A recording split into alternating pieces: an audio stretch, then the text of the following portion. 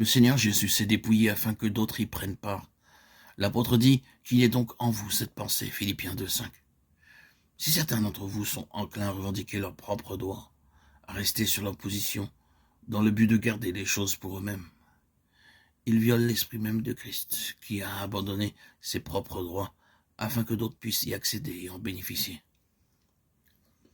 Ainsi, l'héritage de Christ consiste en ceci. Il a été fait héritier de toutes choses. Mais il peut disposer de tout uniquement parce qu'il a les saints, et ne possède ce toutes choses là qu'à travers et dans les saints. C'est une partie de l'arrangement de l'accord. Ce n'est pas en tant qu'élément isolé dans l'univers de Dieu qu'il doit tout posséder, mais par une désignation humaine dans un sens corporatif et non uniquement personnel, de sorte que le Seigneur Jésus ne puisse pas entrer dans tout ce que Dieu a éternellement conçu pour lui avant qu'il ait l'Église et que celle-ci parvienne à la pleine connaissance de lui-même. L'Église est appelée son épouse et il revient à celle-ci de manifester sa gloire. Ces gloires doivent être révélées par l'intermédiaire de l'épouse. Vous vous souvenez du serviteur d'Abraham qui est allé chercher la fiancée pour Isaac? Et la dernière carte abattue pour obtenir le consentement de cette jeune fille fut d'exhiber les richesses de son maître et de lui en offrir. Lorsque ces choses ont été étalées, elle donna sa réponse. J'irai. Genèse 24, 58. Elle devint le moyen par lequel les richesses de son fiancé furent manifestées.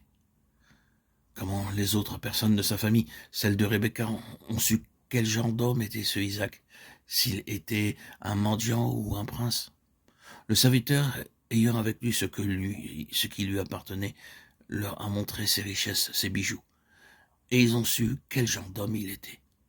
En tant que type, le serviteur représente le Saint-Esprit, qui prend les choses de Christ pour les montrer à la future épouse, afin que celle-ci puisse devenir le canal de la manifestation de sa royauté, de sa gloire, de son abondance et de ses richesses, son héritage dans les saints.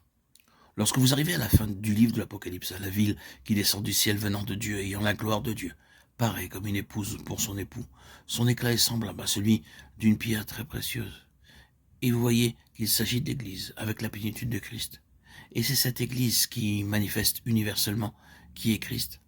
Voilà l'église des premiers-nés. Vous et moi sommes appelés à cet effet. Tel est notre appel. Telle est notre élection. Ceci suppose quelques applications très concrètes. Pourquoi aujourd'hui le Seigneur attache-t-il autant d'importance et met-il autant l'accent sur la nécessité pour son peuple d'entrer dans une nouvelle position?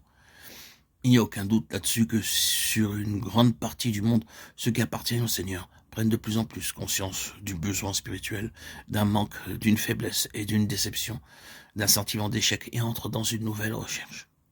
Le Seigneur ne permet pas que cela soit contré par de grands mouvements évangéliques, mais on voit plutôt que presque à chaque fois qu'un tel mouvement est lancé, il se règle de lui-même en mettant les enfants de Dieu sur la bonne voie. Cela est significatif.